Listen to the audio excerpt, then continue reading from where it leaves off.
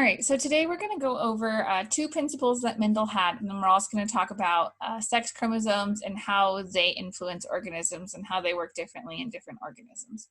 So to start first, we're going to talk about Mendel's principle of independent assortment. So Mendel has two principles that govern all genetics that follow his rules. Now, keep in mind, not everything in the world follows Mendel's rules.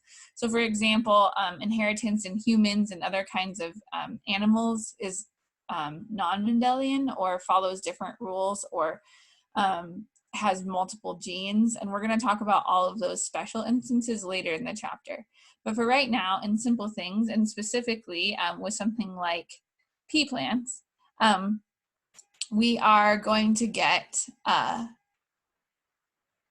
things that follow these rules. Okay, so let's talk about what those rules are first of all. So we're going to start with an example where we have two organisms and we're going to use pea plants because that's what Mendel studied. But with those two pea plants, and we're going to start with one that is big T and one that is little t. And we're going to mate them. So when we do that, what that is going to result in is, sorry, I'm trying to figure out how to make my line thinner. Here we go. Okay, so when we have this big T organism, that's going to be tall, right? So this is going to appear tall.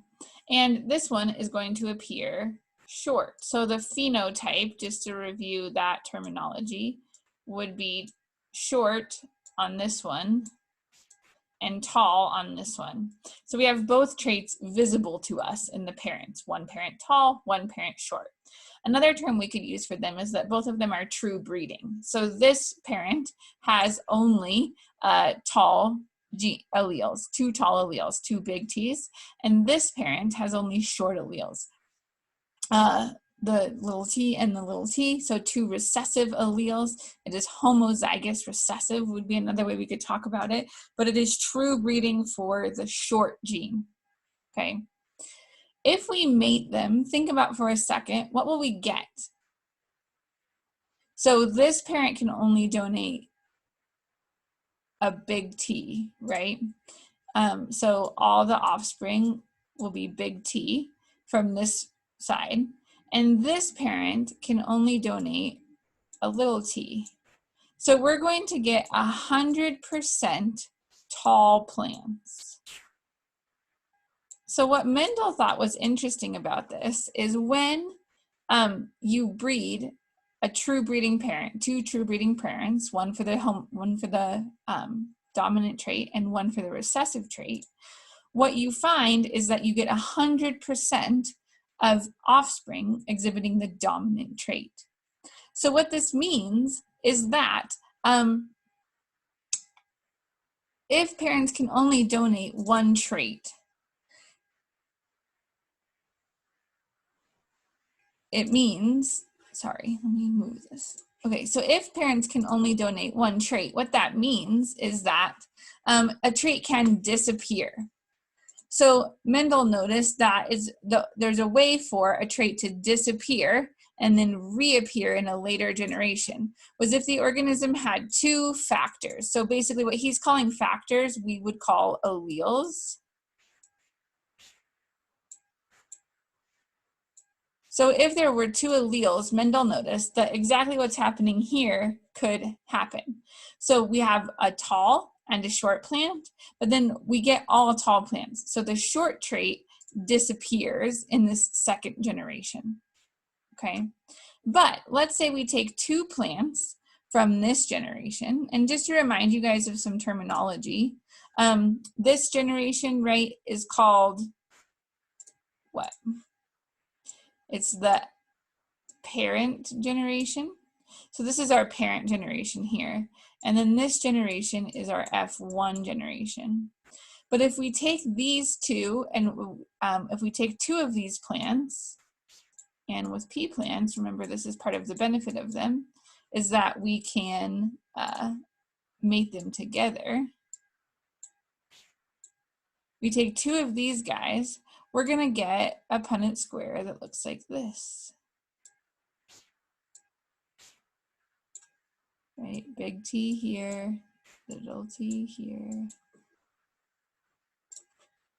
big T here, T here. So if you fill that in, we're going to get 25% or 1/4 homozygous dominant. So they have 2 big T's. We'll get 50% or half heterozygotes, meaning they have 1 big T and 1 little t. And then we'll get 25% recessive, which are going to look short, right? So here, this is what Mendel is referring to. These disappeared. So these traits disappeared in our second generation. We went from having tall and short parents to having all tall plants in our F1 generation to now we are back to, in our F2 generation, having plants that are short. Okay, so the short reappeared. So Mendel said the only way this could possibly happen is if there are 2 factors. Now, we're calling them alleles because we now understand meiosis. And meiosis says that there are chromosomes, and on those chromosomes there are genes, and parents can only donate 1 chromosome. But what's pretty cool about this is that Mendel didn't know that chromosomes existed yet. He didn't know how meiosis worked or really how genetics worked at all. But he had this idea, aside from DNA, aside from chromosomes, that there would be 1 factor and only 1 factor would be passed on at a time. And that's what's going to allow traits to disappear and reappear between generations. Now that we understand meiosis and chromosomes and DNA, that makes a lot of sense to us, all right? So that's Mendel's first principle. Let's talk about the second principle now, and that is of independent assortment. Now this one's pretty straightforward. It just means that if an organism gets 1 trait, it's no more or less likely to get another trait. So for example, in pea plants, tall pea plants are not more or less likely to have purple flowers. Wrinkly seed pods are not more or less likely to be yellow or green. He's saying that each trait gets independently inherited, so they don't influence each other. Now, this again, I want to remind you, is true only in things that perfectly follow Mendelian inheritance. In humans and in other animals and in plants as well, we find certain traits that are exceptions to this rule. They're called linked genes. We'll come back and talk about linked genes later, but linked genes are more likely to be inherited together. However, if we don't have an exception, the general rule that Mendel came up with says that all traits are inherited independently, or they assort independently, which means getting 1 trait does not make an organism more or less likely to get a second trait. So that's what we mean by independent assortment. So let's talk about sex determination in animals. So humans have chromosomes 1 through 22 that come in numbered pairs. And so if we want to talk about those chromosomes, we can talk about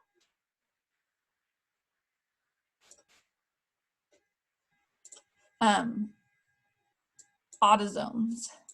So autosomes are your numbered chromosomes. And for autosomes, we have 1 in humans anyway. We have numbers 1 through 22. Now you have a 23rd set, okay? And the 23rd set is going to be the sex chromosomes. Now in males, those chromosomes are XY.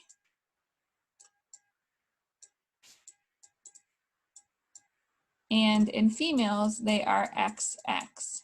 So these chromosomes actually determine which organs form during development and if somebody is biologically male or biologically female. And so the question then is, what makes something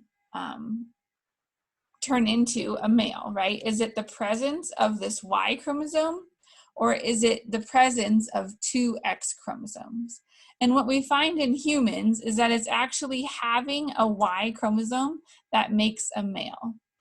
So if the Y is absent, then we get a human female. Now, this doesn't really make a difference when we just have regular types of inheritance, okay?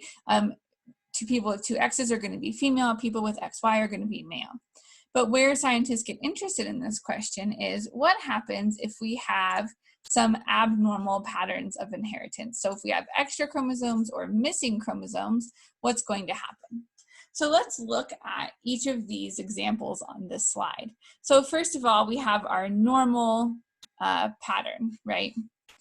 And our normal pattern is going to be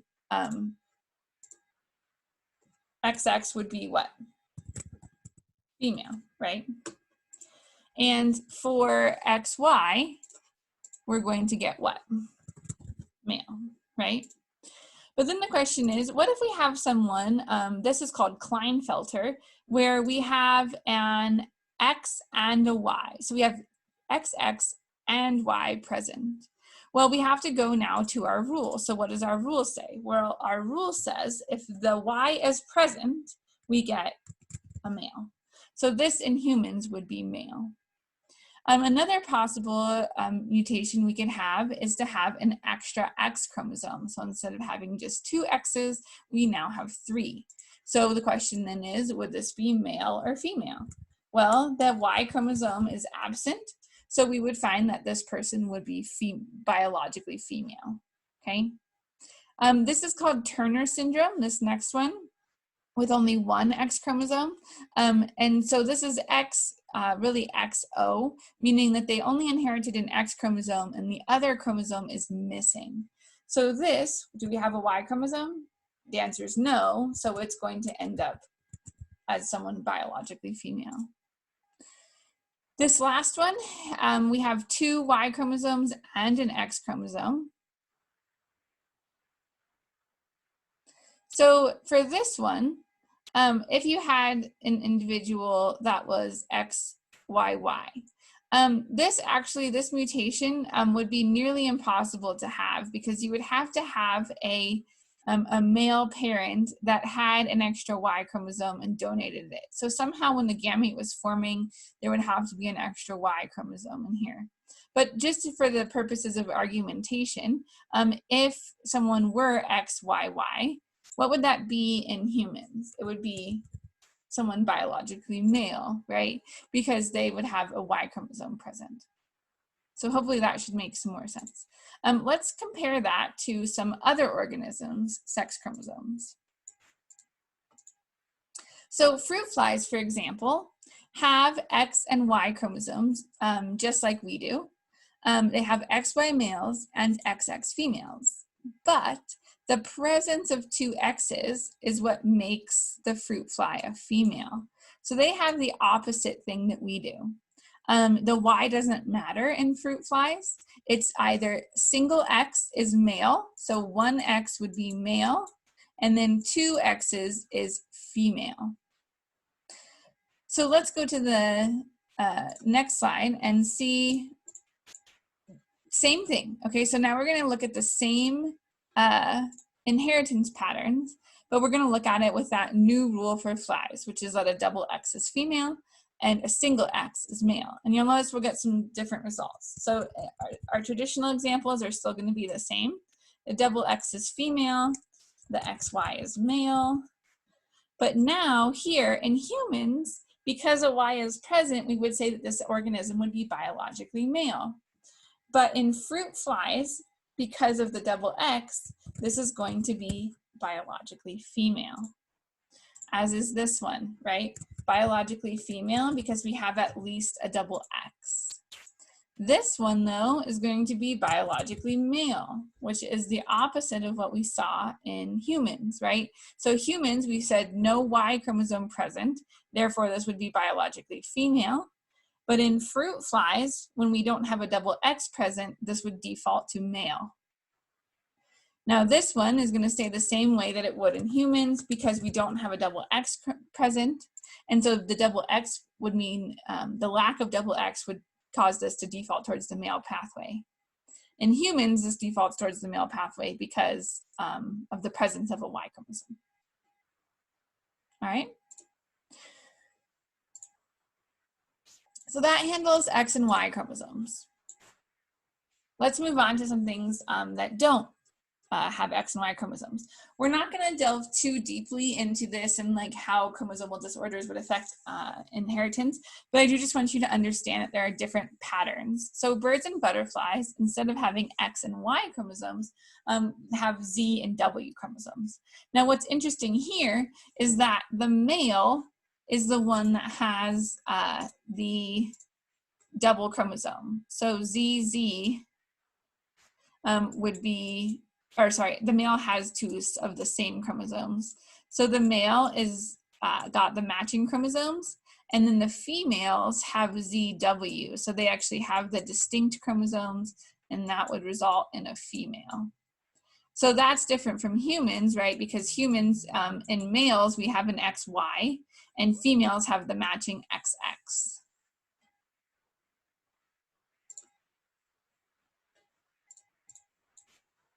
Grasshoppers and crickets have only one type of sex chromosome. So females have two X's and males have only one. So what that means is that there are no different sex chromosomes. It's just entirely controlled by the numbers. So in grasshoppers, males actually have only one chromosome while females have two.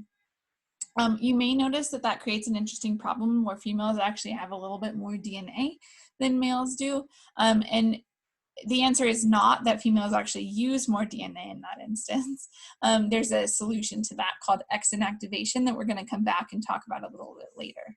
But if you notice that problem, that's a good thought and you should hold on to it. Now, the weirdest of all is that in some species, there are no sex chromosomes. And so what this means is that gender is entirely determined by the environment. And so sometimes this can be a factor like temperature. So there are fish that are laid in certain temperatures of water. And if the temperature of water is around 68 degrees, they'll all turn into males. If the temperature is around 65 degrees, they will all turn into females. And so the environment completely regulates what gender the fish become. And an even weirder one that will forever ruin Finding Nemo for you, clownfish can switch their gender. So they live in harems where it's one male and then basically 8 or 9 female fish.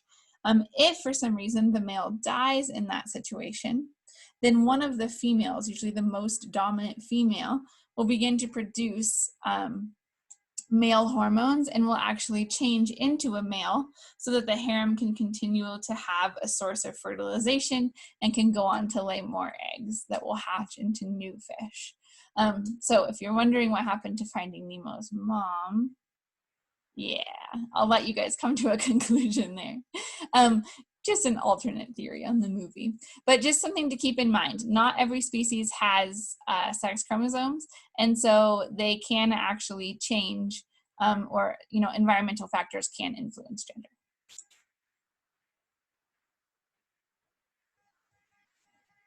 All right, we're going to pause there today. The next lecture we'll pick up with this non-Mendelian inheritance.